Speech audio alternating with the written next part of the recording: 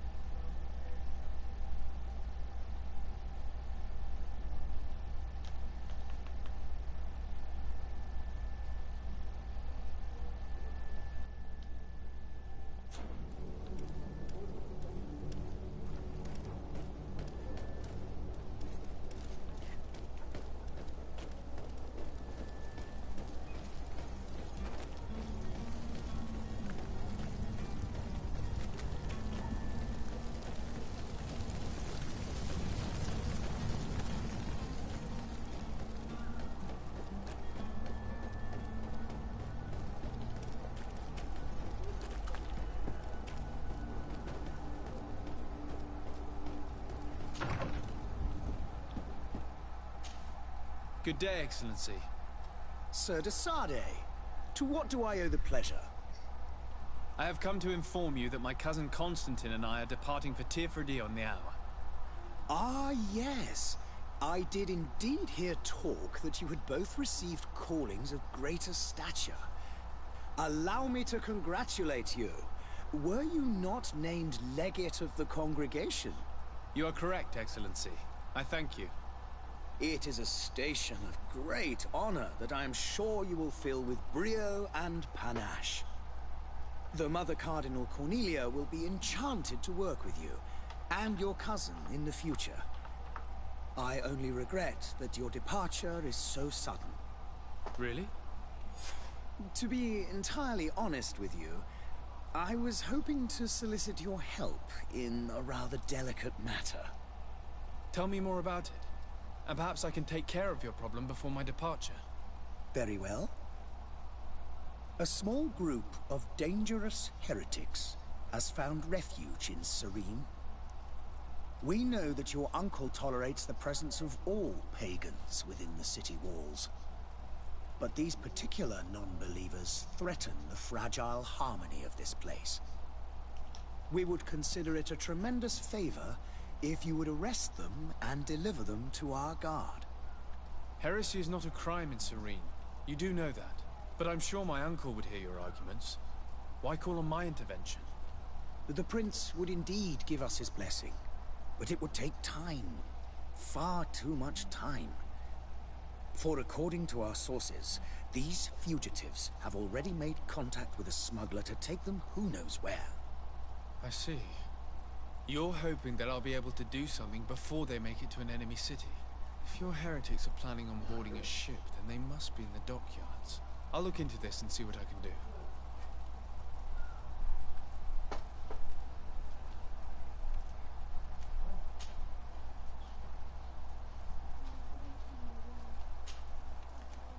I must be going. Farewell, Excellency. May the light guide you, de Sardet.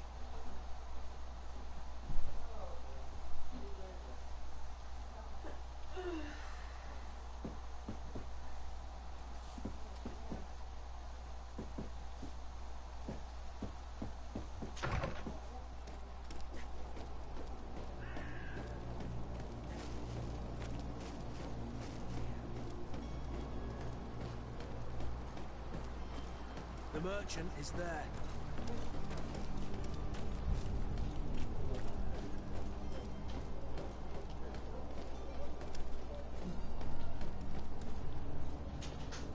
Good day, good sir. How might I be of service? You can start by explaining to me why you refused to honor the orders agreed upon with the guard. There's been a misunderstanding, sir. Of course we're ready to honor the orders. In fact, I've already had a word with your Master-at-Arms. They're asking that we pay again, despite having already paid. It's just that the price has gone up since. I've nothing to do with it. This is inadmissible. If you agree on a sum, you need to honor that agreement. I'm sorry, sir. I'm just an agent. And I'm only obeying orders.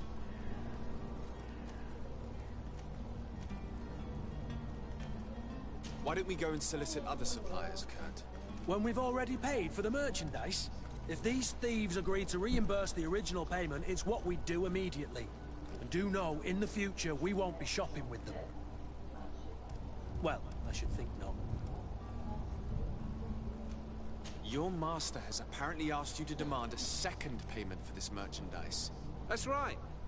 He told me that their attendant seemed to be hiding something when he passed the order. And so he must have thought the guard would end up paying in the end, whatever he asked for. I'll be damned. And I'm the one they've sent to settle the affair. Sorry, Captain, it's nothing personal. I'm only following orders. Following orders. Yeah, we hear you. Makes one wonder which one of the two of us is a coin guard. This whole story sounds suspicious and stinks of a scandal.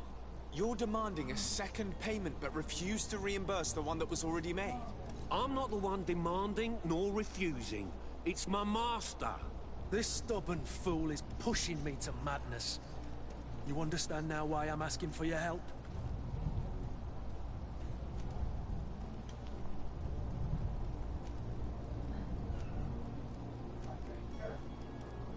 I don't think you understand who you're dealing with. Perhaps I failed to present myself properly. Lord de Sardet, nephew of the Prince d'Orsay and legate of the Congregation of Merchants. During our conversation, you explained to me that your master forced you to commit a crime. That's regrettable, especially as you will be considered his accomplice in extortion, theft. You know as well as I that the Congregation does not tolerate such illegal activities. But I'm only obeying orders. That is a shame. Well, as orders are the only language you seem to understand, I order you to return the guard the merchandise, without delay. Unless you'd rather your master is hung and that you finish your days in prison. I beg your pardon, sir, but you are not my master. Moreover, the attendant at the guard was quite specific, saying this affair should be handled with extreme discretion. So I seriously doubt that you'll be wanting to drag us in front of a judge. That would stir up the muck. Whatever is he talking about, Kurt? Your guess is as good as mine. We shall return. See you soon.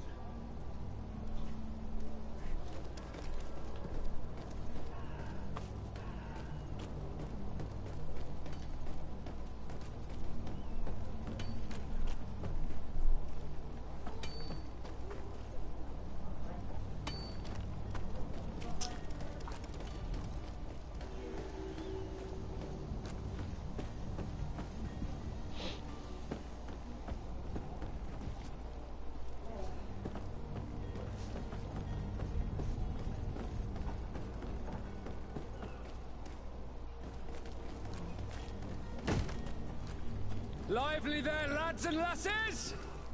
I promised the merchants and their prince we'd be off before the tide. You, man, carry that properly. That porcelain is worth more than your life. There are some children we'd been best to refuse. Captain Vasco. And you are? I'm de Sardet, the prince's nephew. If all is in order, we will soon be embarking on your boat. It's a ship, not a boat. Apologies. Apologies for my asking, but the young governor isn't with you. He didn't come home this morning. I need to find him before departure. I hope nothing's happened to him or he hasn't changed his mind. The tide does not wait. Perhaps he simply celebrated his imminent departure with a little too much enthusiasm. Is everything ready? We're short a crew member. The cabin boy is missing. But have no fear, we will leave without him if he does not present himself before the tide. Is he an important member of the crew? We don't need him for sailing or navigation. He's only a cabin boy.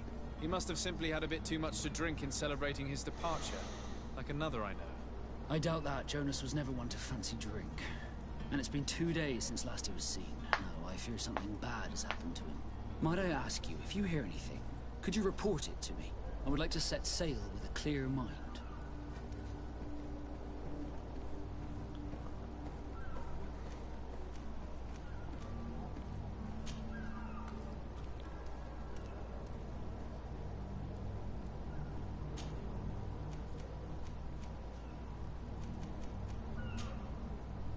When did you see your cabin boy for the last time?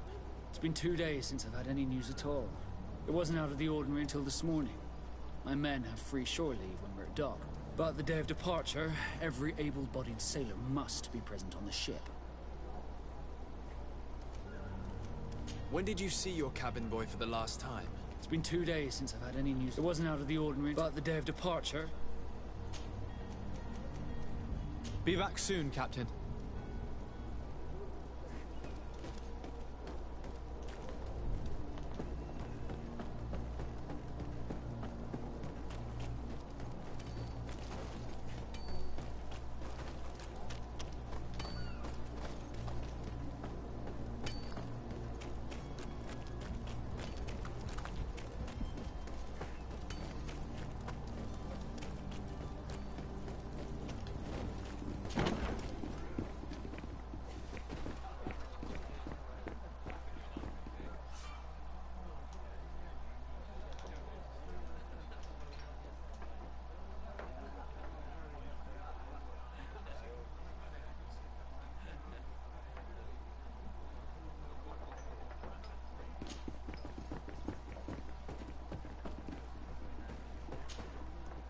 Good day, tavern keeper. Good day to you. What is your pleasure?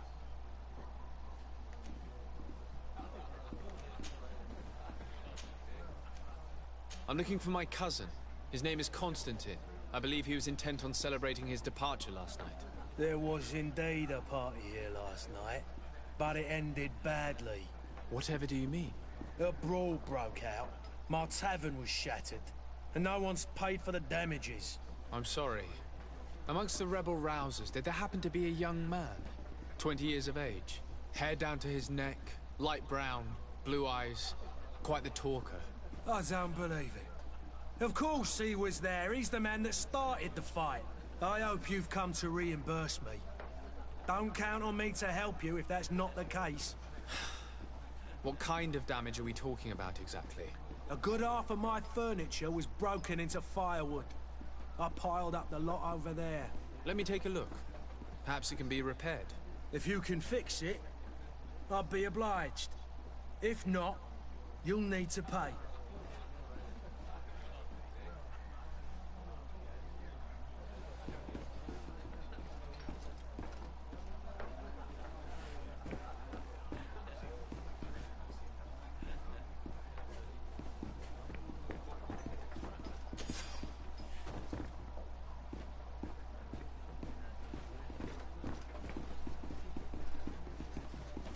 The furniture is in terrible condition.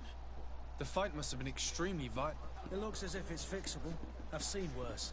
We'll need to build some metal dowels, but once done, we can make them like new. I could repair this if I had some metal.